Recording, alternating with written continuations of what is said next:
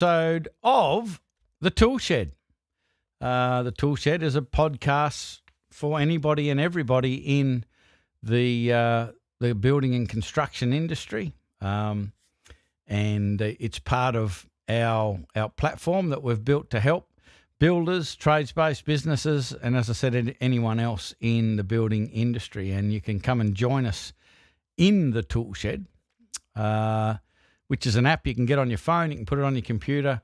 You can get in there and listen to all sorts of podcasts. There's a whole bunch of resources in there that will help you with your business. Just about every problem that's ever been experienced in a building business has been covered, and there is a solution there, and you just need to jump in the Tool Shed, ask your questions, and you will find the answer. So come and join us. On today's episode, I'm speaking to a gentleman by the name of Tony Harrington. I'm going to introduce you to him in just a moment. But the reason I'm speaking to Tony, and I'm pretty excited about this, is that the builders, and one of the reasons that I got into the coaching of the builders is because I just find that builders and people in trades-based businesses are really hard workers. They work long hours. They really put in. And not all of the time do they earn a huge amount of money, an appropriate amount of money for the energy and the effort they put in. And quite a lot of business owners continue to work for money for a long time, till late in life. And we want to address that today, because really, once you get to a certain point and you've got some money aside, you need to be able to learn how to make the money work for you instead of you constantly working for the money. And our guest today, Tony, has a business that helps trades-based businesses, builders, do just that, is how can you get your money to start to work for you? So welcome to the podcast, Tony. Really love that you've put the time aside to share your knowledge and share your wisdom with everybody listening to this podcast. Let's begin by just hearing a bit about your background and your business, how you got to where you are now, how it all started. All right, great, Mick. Thanks for having me on board. I'm really looking forward to the chat today, and hello to all the listeners and viewers out there. Look, Mick, I come from a big family, 8 kids in our family. My dad was a worker, worked up the farm and up the bush all his life. And look, we had a good life as kids growing up. But we were basically just taught when we left school at 15 years old, go out, get a job, son, work hard. So sure enough, I got into the building industry at 16 years of age. Worked on every facet of the building industry. I've been on civil construction, road constructions, commercial construction, housing construction, mixed metal, refinery constructions, dams, water treatment plants, you name it, mate. I've been across the mix, and I worked on building sites for over 24 years as a construction worker, as a tradie. And what I found, Mick, was that I could earn pretty good money, and I was pretty good at blowing it too. And for 20 odd years, I blew every cent I had, mate. So sounds like somebody else I know, unfortunately. Yeah. Well, my dream back then was my goal, I used to punt on the horses back in those days, and I used to go to a few illegal card games and things like that. And my goal was to actually win enough here on the races and off the bookies to go to Vegas and take out a casino. Well, I got to tell you, after 20 years of having a crack at that one, it never eventuated. Fell short, do you think? Yeah, it fell a little bit short. And look, long story short, I went and bought a franchise in 1994. I thought, you know what, I'll get out of the building industry and try something different. Got ripped off, lost every cent I had. My wife left at the time, and I was left to raise 3 kids as a single dad. And my kids at the time were 8, 7, and 3, mate. So wow, that was a real kick in the ass. I was left with $10 in my pocket, and I thought, well, what'll I do? Well, I know the building industry, so I'll go back on construction sites, and that was 94. I did that, and then in around about 98, I was still living a similar sort of life. I wasn't too good with my money. I was good at making it, but not much good at keeping it or growing it or investing it or whatnot. And in 1998, I read a book called The Psychology of Winning, and it spoke about positive self-motivation, planning your life, goal setting, all this sort of stuff. I thought, gee, why didn't someone teach me this when I was a kid at school when I left school at 15? Right. So I started to go down a different path. And look, long story short, I got into property. I bought real estate. Then I bought another one, subdivided and built a couple, and did a bit of this as I was moving through. But I really went on a 20-year personal development learning journey. I paid mentors, teachers, coaches, you name it, people who knew stuff better than me. I had to get a better finance guy. I had to get a better tax accountant. And as I moved through the ropes, I just got myself into a position, Mick, where I was able to, leave the construction game as a physical worker, and got myself into a financial position that I started my own business 11, 12 years ago now. I thought, you know what? I've seen tradie after tradie and worker after worker in the construction industry, and a lot of companies and a lot of workers as well spend their entire life out there working their backsides off, and mate, ending up broke at retirement or near enough, close enough to broke. And I see a lot of people out there that are living off baked beans and 2-minute noodles. They can't turn on a bloody heater on a cold day, or they can't have an aircon on a hot day, or they can't go and have a decent holiday. And I looked at the whole industry and I thought, no one's ever gone into this industry to teach a construction worker how to do better with their money, how to pay their houses off faster, because that's one of the biggest goals that I think most people are out there trying to do is, get the house paid off, look after the family, give the kids a good life. And how the bloody hell can I get to retirement a bit early instead of busting me balls until I'm 67? And mate, that's when I kicked off and started this business 12 years ago. Yeah, that's a great story. A few similarities, I think we have. That I came home on the last day of grade 10. I know the school systems are different in different states, but grade 10, I think I was 15 years old, and Dad said, there's an electrician coming over to give you a job tonight. And he said, if you don't take it, you'll be working for me. And he was a builder. He was more on the commercial side, and I'd never thought about it at all. The only thought I had is I don't want to work with my father. So I became an electrician. There wasn't a lot of thought that went into it, and have been in the construction industry ever since. You also spoke about being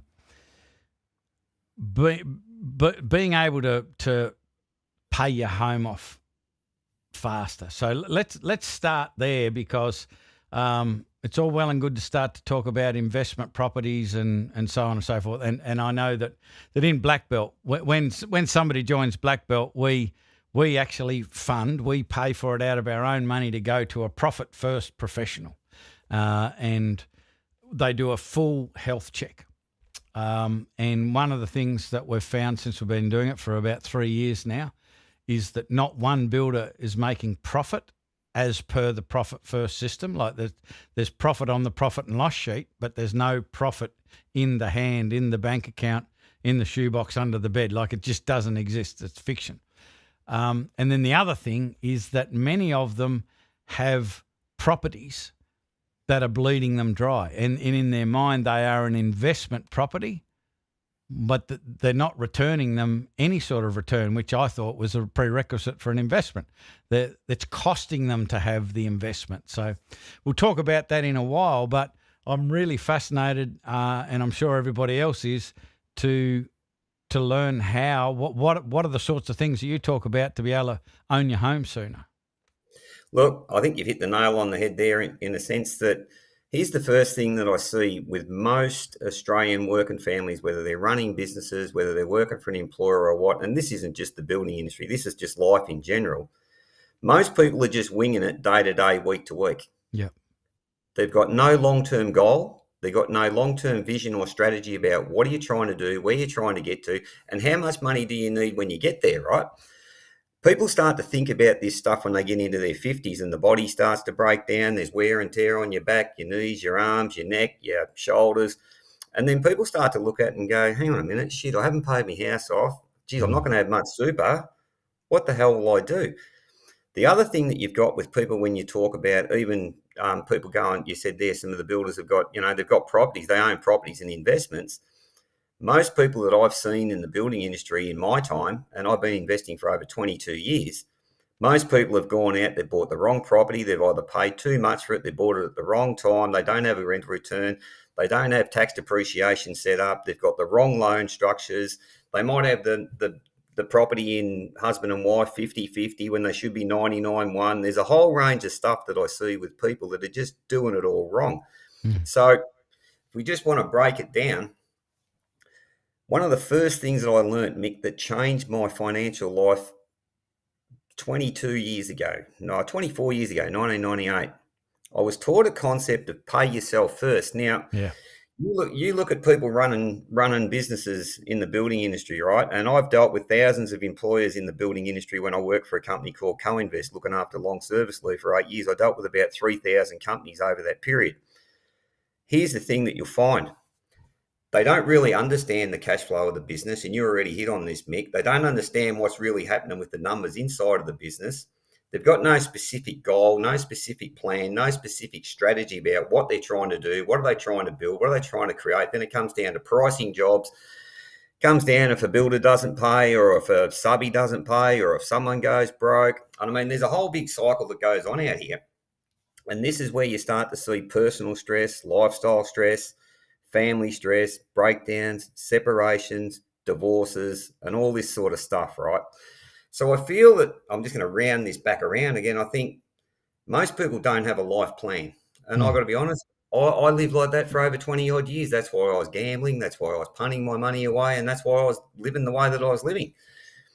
You need a plan. You need a strategy. So if it's a business, you need a business plan. You need a business strategy. You need a smart tax accountant. You need a smart finance person around you. Like you've got to build a team around you. Friends, if you're on a building site as a builder, you need a good team of people around you, a site manager, a project manager, estimators, your engineers, your surveyor. You've got to have that team, right? Yeah. Money in finance is no different. But, mate, what I see is most people don't even think about this until they get well into their 50s, and then it's too late. Yeah.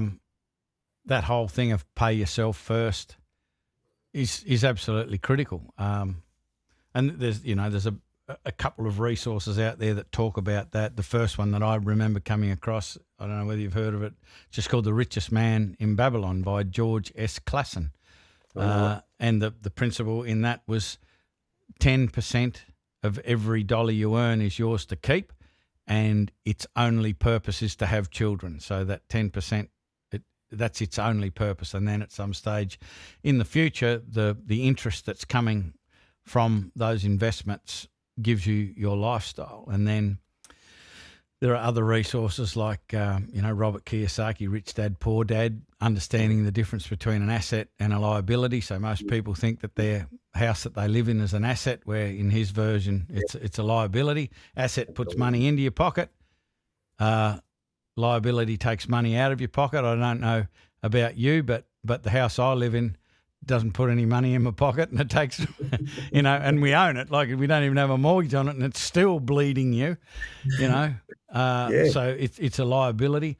And then, of course, something that we talk about a lot in Builder's Business Black Belt and Blueprint, and even in the Tool Shed, is Profit First by Mike Michalowicz, which is exactly the same thing. It's in the title, Profit First. So when you get money into your business, the first thing you do is you take out the profit and you put it in a bank account surrounded by barbed wire and armed guards and angry dogs, so you can't get at it. Don't worry about anybody else, but you can't get at it.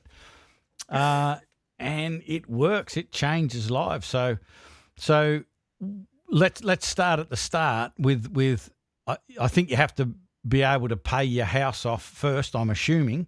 So you've now got some disposable income that you can start to invest with. Correct me if I'm wrong. Is that where we need to start? And if so, how do you do it? Yeah, the first thing anyone has to do is get their day-to-day cash flow under control. Do a full financial assessment. You said before about a financial health check. That's exactly where every single person should start. It's what I do with every one of my clients. It's what I do with every tradie that I've ever worked with. And I'll guarantee you, when you sit down and really analyse where your money goes and what you're doing with your money, you'll soon find there's money sitting there that you're just throwing away, that you're just wasting, that you could be putting towards, if you've got debt, as in your house is a liability. And a couple of things that I see with people when they buy houses, Mick, is that they'll go into a bank, And instead of buying a house for, 500 or 600,000, even now we're talking in today's, 2022 price points that have just gone nuts all over Australia.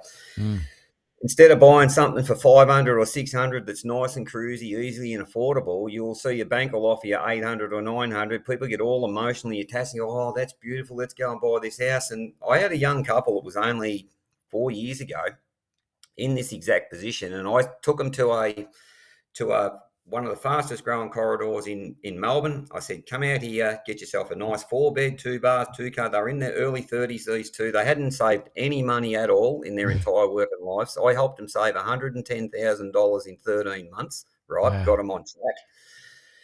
Come to buy the house. I said, buy one out here. It's brand new. It's about $450,000. This is a capital growth, fast growing corridor, blah, blah, blah, blah, blah. She got all emotional. They were off to a bank. Next thing, they borrowed $750,000. They bought a house down towards Frankston there somewhere. But here's the kicker. 3.5 years later, she's now had a baby, so they've lost one income. Yeah. He's still working in construction, but now he's having trouble with his feet, and he's finding it hard to get to work and stay at work.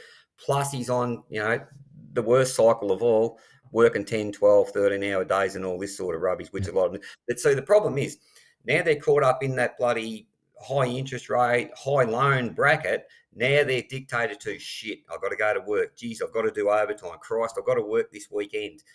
And this cycle of stress and pressure and having to do this, it has a bloody impact on him, because he rang me up not so long back and, Tony, I can't do this. I'm absolutely screwed. I just can't do this. And I think it's got to be a mixture, Mick. A lot of people get caught up with money thinking, oh, shit, I've got to create wealth. I've got to have millions of bucks or whatever the bullshit might be.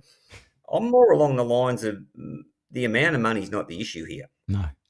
And it's the same with building your business and growing your business. It's not so much about getting in, making a fortune and getting out or whatever it might be, but it's about what's important to you in your life. How do you want to live? How do you want to be? How do you want your life to be? So for me personally, I hated working overtime when I worked. And everybody, I can tell you the construction game in Melbourne, the commercial game, the guys are working a standard 56-hour week, whereas in 2002, we got a 36-hour week. Yeah. That's just completely gone out the door. But now these people are mortgaged and financed to the hilt. Now interest rates are going through the roof. And the other issue that you've got that I see where a lot of people get caught up, and this is where it becomes super stressful for people, is they don't have a cash buffer. The 10% that you just spoke about? Yeah. They don't have a cash buffer sitting behind them. So in businesses, when I started this business 11, 12 years ago, first thing I did is I had a cash buffer behind me. And for 6 months, I had to go out and talk and promote and tell people my idea and share it. And it was 6 months before I actually had a client, right? So, but I had money behind me to live during that period. The COVID, I'm in Melbourne here in Victoria. We had 2 years of lockdown down here, Mick. I could hardly do any business at all, but it didn't affect me personally or financially or stressfully because I've got a cash buffer. Yeah. I've got cash buffers sitting behind investment properties. I've got cash buffers sitting behind this business. I can go and take 5 years off tomorrow and not have to do a thing. But the way I did it was that I had to really assess where the hell is my money going. And back in those days, one of my mentors taught me, Tony, keep a notepad and pen beside your bed. For the next 30 days, write down every cent that you spend. And I did that for 30 days. Mate, I was blowing about $150 a week back then on smokos and lunches and stuff like that, right? Not to count the punning money and things like that, right?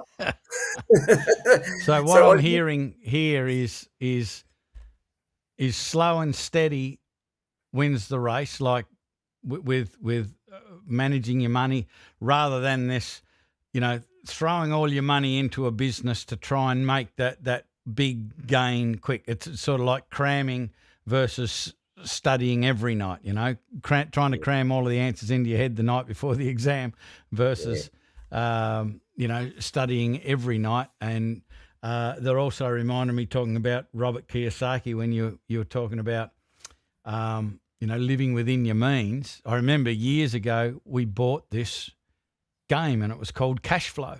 Don't know whether you've ever seen it. Yeah, I have it. Yeah, I have it. Yeah.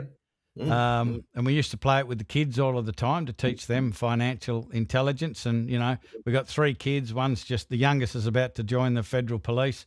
The eldest has just bought his second property. He's only just over 30 years old. The next one down, just 30 years old. They've got their property and they're about to move to France for a couple of years or a year or something. And, they do smart things. But the whole concept of this game was it was a circle. And you throw your dice and you'd move around. And that circle was called the rat race. Yeah. And the only way out of the rat race was you'd pick up cards and whatever, and you could make little investments along the way. And the goal, the objective, like you were talking about, no one has the goal.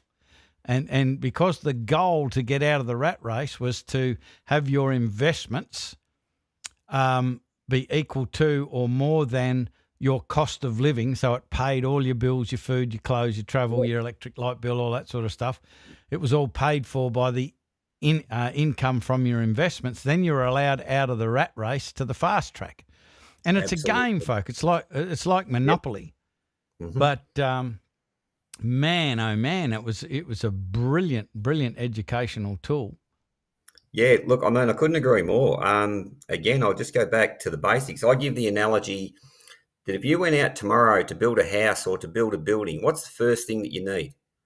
You need a plan. You need a vision of what the hell are we going to build in the first place, right? And then you start off and go, well, what are the steps I need to take to go from here to here to here to here to here? And then how do I build a base? How do I build? You got to put the footings and the foundation into your building first, right? Because if you go in there and start putting up walls and trusses and she's going to topple over when the wind blows. Yeah. So with money and finances, here's your first step. Get your day-to-day, week-to-week cash flow under control. Start putting money aside. And the 10% rule is perfect, mate, because that's exactly what I did back in the day.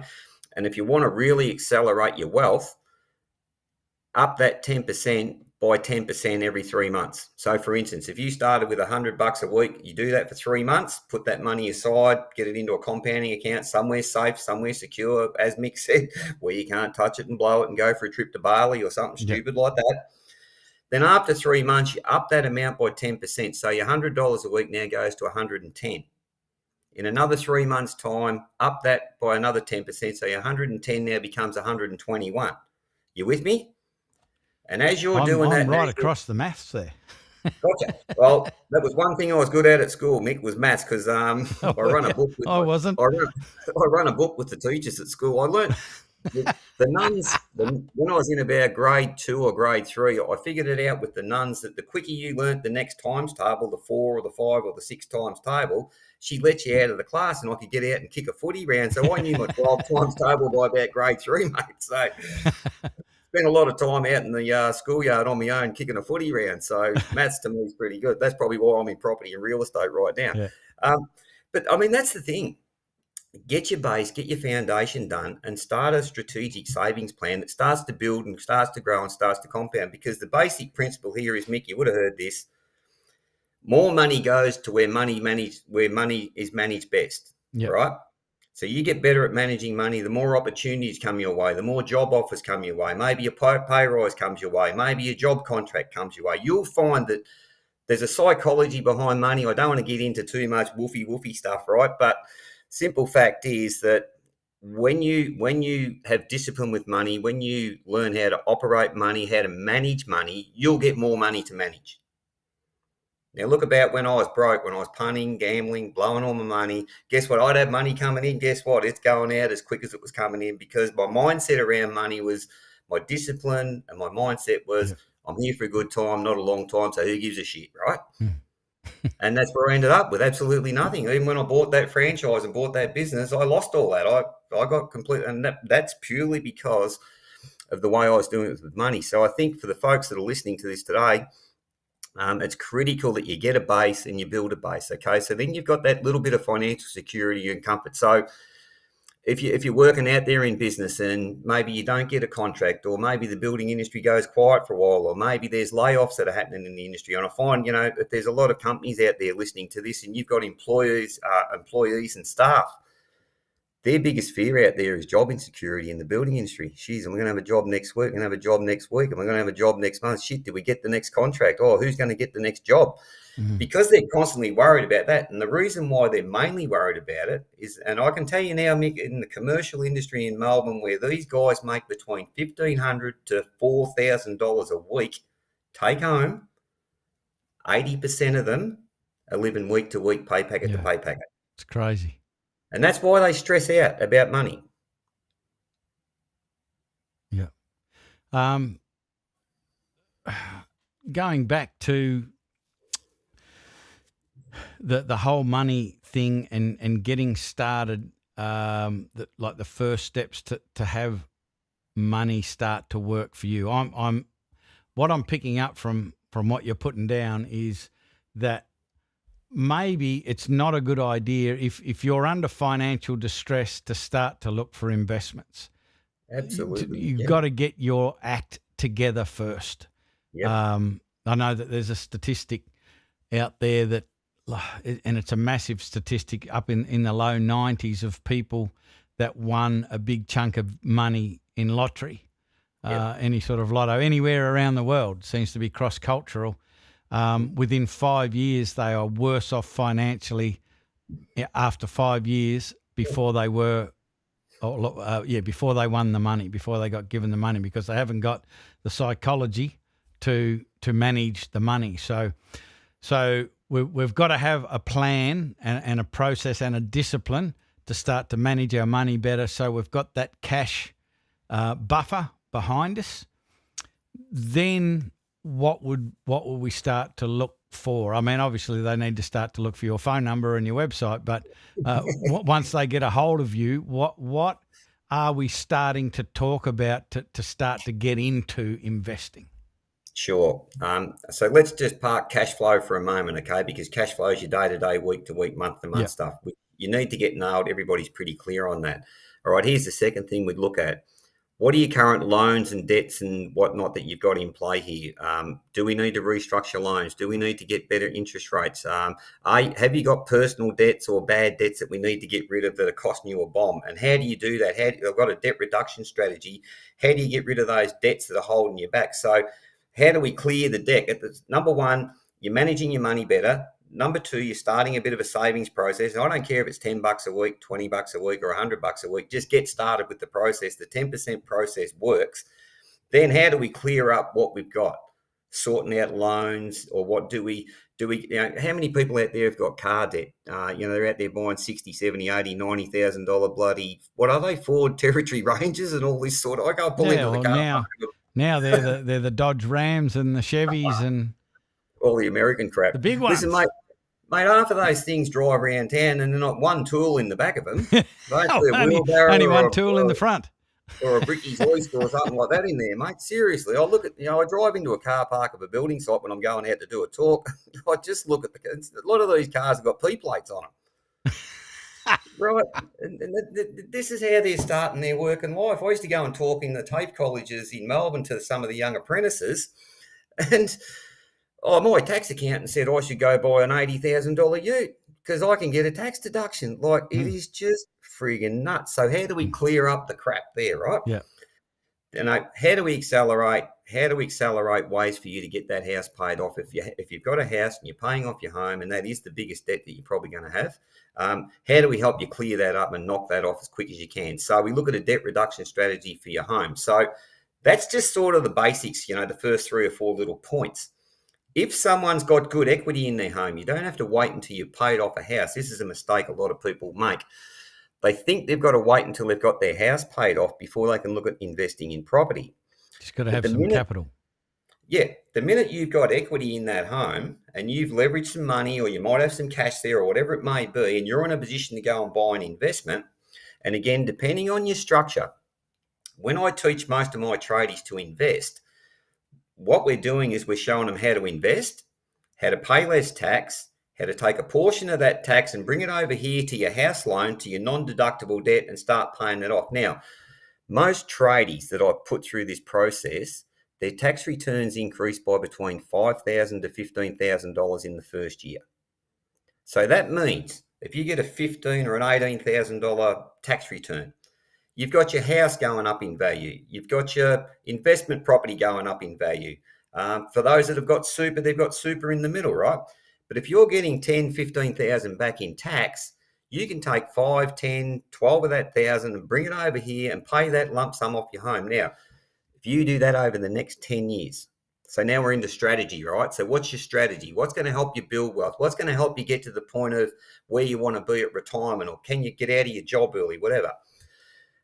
10 years of your house going up in value, 10 years of your investment going up in value, plus you've knocked off $100,000 in lump sum payments off your mortgage, you're going to knock about 12 or 15 years off your mortgage. You're going to save about 180 to 200 grand off your interest bill for the banks. One thing people don't get, Mick, banks are in the business of making money. They're not in the business of helping you create wealth. You've got to get really clear on this. I use a personal finance broker. The reason why I use my finance broker is we're not aligned to any bank. Her job is to go out and set up the right loan, the right deal, the right structure. My tax accountant advises me on companies, trust, whatever it may be. How do we set this up? How do we position this? How do the tax advantages work? What do we defer next year? And just while we're talking on tax accountants, don't go to a bean counter who just sits there and goes, hey, what happened last year? You want someone who's going to be able to assess where you are, what's your plan, what's your strategy, and how do you move forward? You want someone who's going to be progressively thinking about, how do I get taken forward here, and how do you help me move forward in the next 12 months, 2 years, 3 years, 5 years, right? Because, as you know, a lot of the old bean counters, they'll just sit there, you take in your paperwork, tax for you got 800 back this year, there's 1,500 for you, mate, see you later, see you next year. Again, one of the things I learned, this sort of might be helpful to people out there too, Mick, I hope. One of the things that I did learn over the years was that if you pay peanuts, you'll get monkeys, right? And never heard that before. And in the building industry, it's if you're going to hire a tradie or a company, usually the cheapest is the worst. Yeah. So basically, you need to pay people with areas of expertise who know more than you do. So, Mick, you're doing business coaching because you've got skills and expertise around business and how to run a business, how to set up a business, how to strategize a business, etc. Right? So you've got skills and expertise that the average tradie or punter out there who's trying to build and grow his own business doesn't have. Yeah. So you've now got a service that's worth money that someone should pay for to get your service, to get access to that knowledge. The same goes with your money and your finances. Now, I'll just quickly share with you that once I brought a finance broker in play and restructured a lot of my investments, etc. at the time, you wouldn't believe, Mick, how banks start to treat you. Oh, Tony, there's this special gold card that you can have. Oh, Tony, because you've got X, Y, Z of so much debts here and there, you get these special interest rates and blah, like it, mate. It's all this stuff that's there that we just don't know. One of the other things for the businesses in the building industry, Mick, and I've seen hundreds of builders and subcontracting companies go broke in my time, right? Hundreds of them. And I think there's something like 400, 500 builders a year go broke right here in Victoria, and their asset numbers, not mine. The biggest issue that I see, mate, is cash flow. People are time poor. People don't have any strategy, and a lot of builders and subbies that I see, they just run around from job to job to pro. Quick, let's get here and do a slab, we'll get paid here. Let's get over here and put a frame up, we'll get paid here. Oh, let's go up here and put the roof on, we'll get paid. And they're just juggling money and cash flow and operating off bloody credit cards and Christ knows what. They need to clean all that shit up. There's an associate of mine, mate. We've got this thing, it's called supply chain finance, and basically what we can do is fund the cash flow and fund the finance, where we sort out your suppliers, we sort out your subbies, a whole range of other things. I'm not going to go into big detail here. But for any that are interested, there are ways and means of sorting out cash flow. You don't have to keep bloody struggling. And I got the old saying, Mick, if you're digging a hole and it's getting pretty deep and it's about to cave in, you better get rid of your shovel. And go and find people who can help you, people who have got skills and expertise that you don't have. You go, if you're a sparky or a plumber or a brickie or whatever, go and do what you do best. Pay people around you to do the other stuff. In this business, when I started, Mick, I don't have a business brain in my body, mate.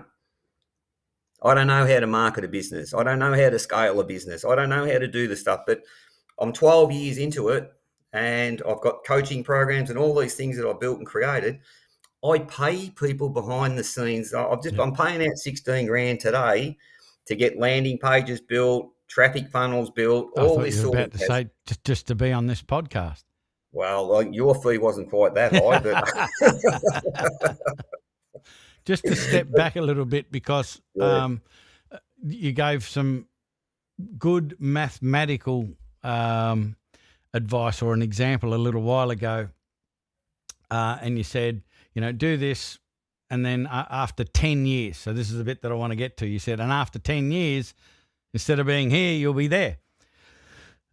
And when you say it quickly, 10 years isn't that long, but how do you deal with that mindset with the people that you work with, that like everyone just wants instant gratification? They want to get out of the shit now. They want to, make the big gains now. And like the answer is exactly what you're saying, is a little bit at the beginning, and then you start to increase it. And then all of a sudden you're the luckiest person on the planet because you worked really hard and you disciplined yourself. So how do you deal with the people that you work with to shift that mindset to say, hey, there is no quick fix, and the closer the fix is to you, the bigger the risk there is to you?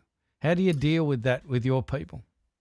Yeah, look, most people that I deal with in the building construction game are mum and dads. They're couples. I have, quite a few single clients, but most of my clients are mum and dads.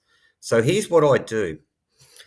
I sit down at the initial meeting or Zoom call or whatever we do these days, and I just need to find out, where are these people at? Where are they stuck? What are their pain points and what holds them back? What's stopping them from moving forward? The minute I've got that and I understand that, then for me it's going, well, listen, if you stay the way you are and keep doing what you're doing, in 6 months or 12 months from today, where will you be? Then I just sit there. Because you need to feel it, Mick. When I changed my financial life around 22 years ago, I'd hit rock bottom. There was two ways I could have went. I could have hit the piss. I could have just become a real shit-kicking person, took it out on the world, which is what I felt like doing, to be 100% honest with you. I felt, what, F everything, see you all later and get stuffed, right? But a copper actually said to me, he said, Tony, you've lost every cent you had. He said, you can't change what happened yesterday. And the penny just dropped for me. You know what? I can rebuild it. I can start again. So that was but then my drive became my kids. I'm a single dad. So I had a purpose. I had a passion. I had a why. Then, you know what? I've been screwed. I've been ripped off. I've had every cent ripped off me. I'm going to never let that happen again. And one thing that I did say back then, Mick, is I said, I will never, ever go into a Centrelink office as long as I live, right? So I'm going to create my world, my health, my wealth. I don't need no government. I don't want no bullshit pension. I don't want any of that crap, right? And so for me, can you see now I've got a drive. Now I've got a vision. Now I've got a purpose.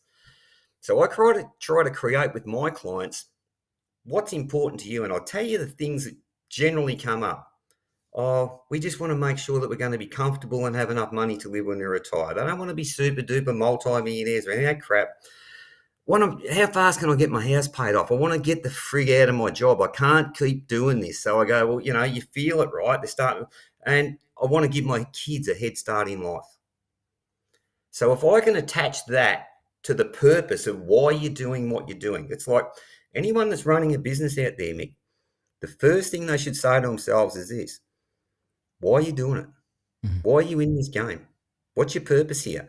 And I'll show you a way to throw it at them and say, hey, look, if I gave you $1 million today, and tomorrow morning you woke up at 6 and you had the choice, take the $1 million or go to work, what would you do?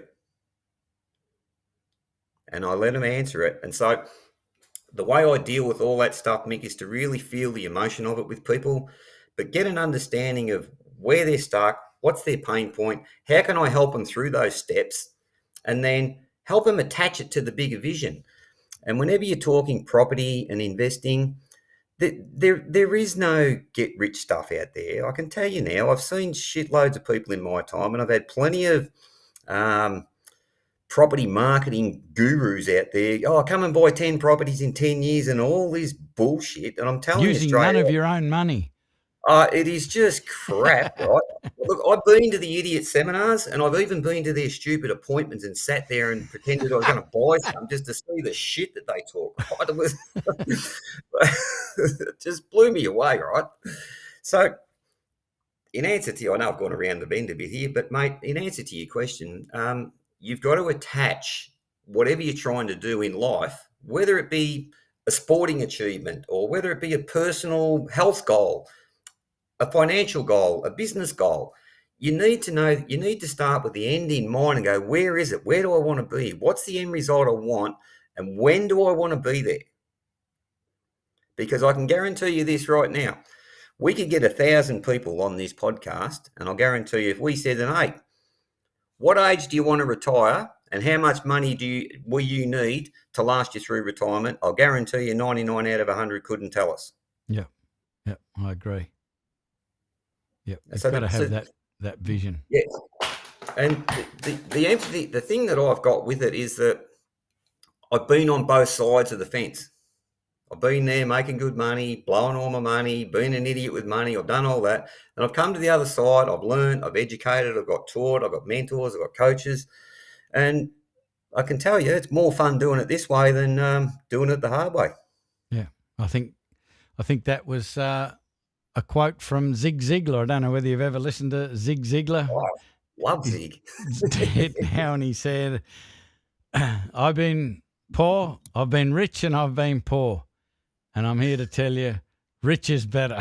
I often say to people, you know, there's a bit of a stigma in the building industry in the sense that rich people are assholes and we're the battlers and we're the strugglers, and you know, there's that sort of us against them mentality.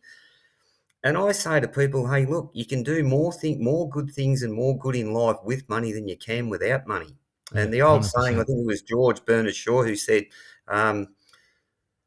the lack of money is the root of all evil. It's not money is the root of all evil. It's you look at people in the cycle that we're moving into with interest rates going up, cost of living going up, everything's going up. What do people do when they get desperate with money? If they don't have money, this is when you'll see crime go through the roof. This is when you'll see stuff playing out. This is when you'll see people getting ripped off. This is when you'll see people getting caught out because there's that desperation comes out of it. And I don't ever want to be in that position because you want to be in a position where you've got safety and security sitting behind you, number one. Yeah. And when you've got that, when tough times hit, when turbulent times hit, a lot of people out in the industry today, the younger ones, Mick, have never seen interest rates rise. They've only seen interest rates come down for 12 years. They've never seen inflation. They didn't see the recession back in 93, 94. They didn't see cranes in Melbourne back in 84, 85 when I was doing commercial construction. There was one crane up in the CBD and that was the Rialto. So they haven't been through hard times or tough times. But on the flip side, look at the infrastructure work that's going on around the country. Look at doesn't matter, I don't think it matters what town you go into, what city you go into. There's just construction work going on everywhere. So if workers and tradies and businesses can't get their act together today and make hay while the sun shines, they're really missing a good opportunity. Yeah. You just mentioned, you know, interest rates are going up. We're just sort of in the property market at the moment as far as we're putting this place up for sale and looking to get something a bit smaller and less maintenance and all of that sort of, you know, as you get older. Not quite looking at the nursing home yet, but I can see it from here. Just moving into something smaller with less maintenance, all that sort of stuff. Yeah. So we're noticing, you know, obviously interest rates are going up. The real estate market is shifting as far as the speed of sales is dropping, and how much over asking they're getting is getting less, and all of that sort of stuff. So it's slowly coming back to the buyer instead of the seller. Can I just ask you one question on that? Yeah. Where did you get your intel from with that information? Just by going around and being in the market, looking at what's staying on the market, what they're asking prices are, how long they're staying on the market, and then what they actually sold for. Yeah. Good. I just wanted to bring that up because a lot of people, Mick, would not even think to even do anything like that. Right? They just wander out and think, oh, let's go buy something, let's go do something, let's do this. And it's emotional, but you're actually being strategic and doing a bit of research and putting a bit of data behind the decision that you're about to make. Yeah. Well, that was where my question was coming from, but I didn't get to it. I went around the long way and didn't ask my question. But my question is, like, I think people tend to try and buy at the bottom of the market and sell at the top and all that. And when you're talking about buying an investment property, interest rates are going up a little bit at the moment potentially and all that sort of stuff. Is there a good time or a bad time, or you just got to be smart and strategic and do your research, and when you're ready, you're ready? Look, I think when you can buy, when you've got the financial capability to buy. But depending on your price point, depending on your affordability levels, and depending on your borrowing capacity, will dictate and determine where you can and can't buy and what you can and can't look at. So in this environment, there are still plenty of opportunities. Now, I do a lot of work with a guy called Terry Ryder, who runs a company called Hotspotting. Terry's Australia's #1 market research analyst when it comes to property and property markets around Australia. He's been doing it for 40 odd years, right? We run a few webinars together over the last couple of months, Terry and I can tell you our last one that we did 3 or 4 weeks ago, 13 out of the 15 major markets in Australia are still rising, conflicting with what the media says, right? I don't watch media, I don't buy into the media, but what I do know is that I'm on the ground floor. I know where the market's at. I know what areas are doing what. Give you an example right now. We're investing, and myself personally, we're investing right beside an area where we know there's a $950 million hospital starting construction next year. The money's funded. I know that there's $1.1 billion coming up on the town centre, commercial, etc. I know the population growth expect to expand by about 200,000 over the next 15 years. And I know that there's a employment precinct about 5 k's up the road that's going to employ 28,000 people over the next 20 years. So when I paint that picture, Mick, do you think I'm going into an area that should do okay? Oh, I'm thinking probably. Are you going to tell anyone where this place is? I tell my clients all that, yeah. Yes. It's in the Western Growth Corridor of Melbourne. Yeah. Right. So there's plenty of areas. Markets are always doing different. You've got macro market. Yeah. You've got micro market, yes. And you've got micro inside the micro. Yeah. You've got townhouses, you've got house and land, you've got boutique apartments, you've got commercial property. There's a whole mixture of stuff. But again, pricing and affordability, and also what's the strategy here? What's the client trying to achieve? What's the goal? Where are they trying to get to? What's the right type of property? What's the right location? And what's going to help them get there to where they want to be? That's what my investment plan, investment strategy is all built around. It's built around the client and the needs of the client. How important is it to keep, particularly when you're investing in property, to keep the emotion out of it? Because I know, you end up, and it's a struggle. I know when I'm doing that sort of stuff, you still somehow project yourself living there, and you're not going to, like, the investment property has a purpose, and it's not where does the sun come through the windows in the afternoon and all of that sort of stuff, as if you're living there. But how important is it to remove emotion from these decisions? Super important. You have to treat it like a business, and you have to treat it as if it's a concrete box designed to make you money, designed to give you a result. And if you take your mind off the current day-to-day things that may or may not be happening, in your area or your location, or with interest rates, or with the market, or if the inflation, if you take your mind off of all that and just go back to the bigger goal here and say, hey, listen, in 15 years from today, where will this property potentially be? And nobody's going to sit here, Mick, and predict you're going to make X, Y, Z. And I don't do any of that fluff. But you've got to sit and look and go, right, traditionally in Australia, what happens to property every 10, 15 to 20 years? Seriously, where does it go? What does it do? People told me I was mad. I think it was about 12 years ago. I said, 1-bedroom apartments in Melbourne will hit $1 million. Oh, you're off your head, mate. No, wait. Well, I can tell you right now in Port Melbourne, they're 850 grand. They're already $1 million up in Sydney. Studio apartments are $1 million in Sydney. My tax accountant taught me years ago, mate. It was really simple. This is how he settled my emotions when I wanted to sell one or two at the time. I was freaking out a little bit, early days. He says, Tony, I'm going to give you a lesson in real estate. He said, I don't know if the listeners know the areas in Victoria, but I'll play them out. Colac, it's about 200 k's from Melbourne. Colac prices will go to Geelong. Geelong's about 80 k's from Melbourne. Geelong prices will go to Melbourne. Melbourne prices will go to Sydney. There's your lesson, Tony. Go to bed. Be good if all lessons were that powerful and short. But he was great, mate. He just draw shit on a board and, here, mate, you do this, do that. And I used to say to Joe, I say, how long's all this shit been going on? He was teaching me tax stuff and how this is how rich people get rich. And I used to say to Joe, how long's this been? He goes, it's been going on forever, mate, but just they don't teach people like you. No, you've got to want to find out. You've got to be open to it. You've got to surround yourself with the right people, as you say. Non-technical questions, because whenever we get somebody on the tool shed, we like to get to know them from a personal perspective, not just from their business or service or product acumen.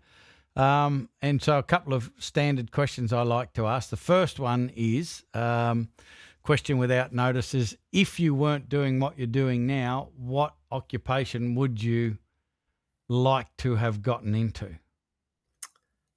Well, my dream, mate, was to play VFL, AFL footy. When I was a kid, I just walked around the footy, slept with the footy. My girlfriend was a footy.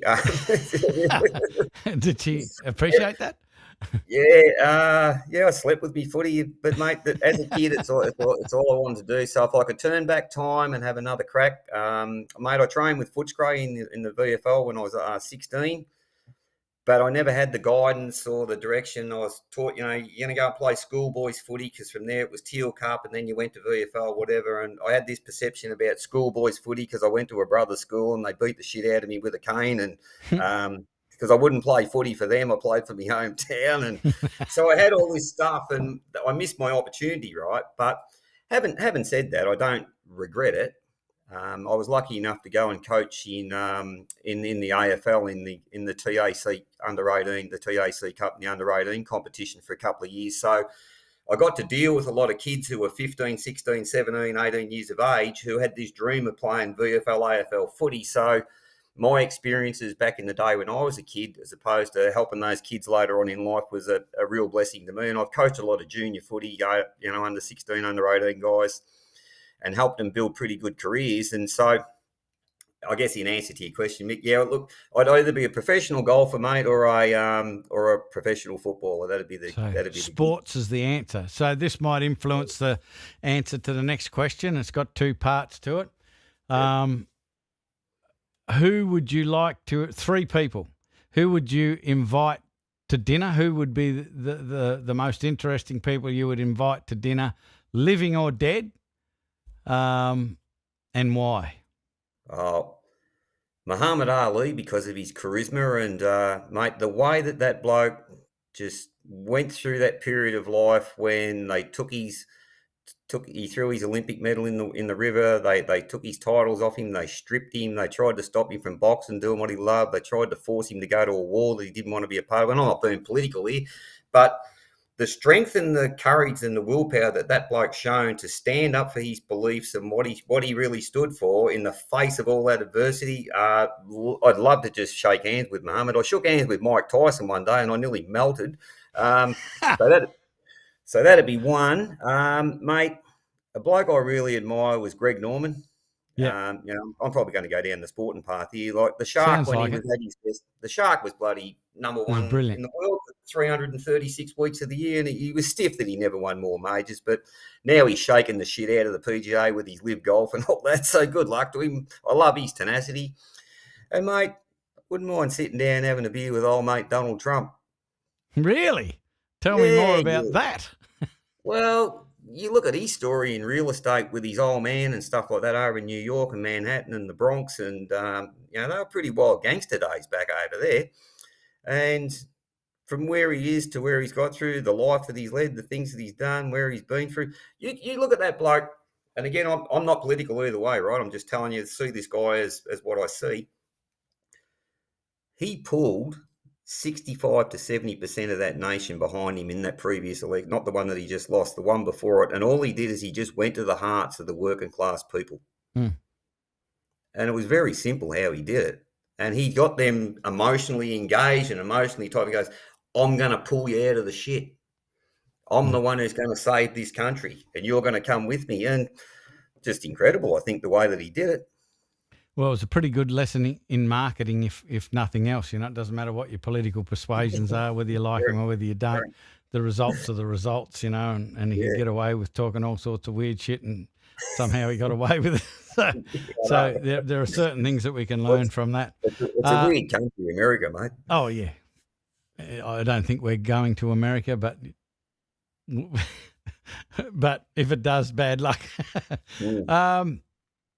Really appreciate you being on the Tool Shed. It's been wonderful talking with you.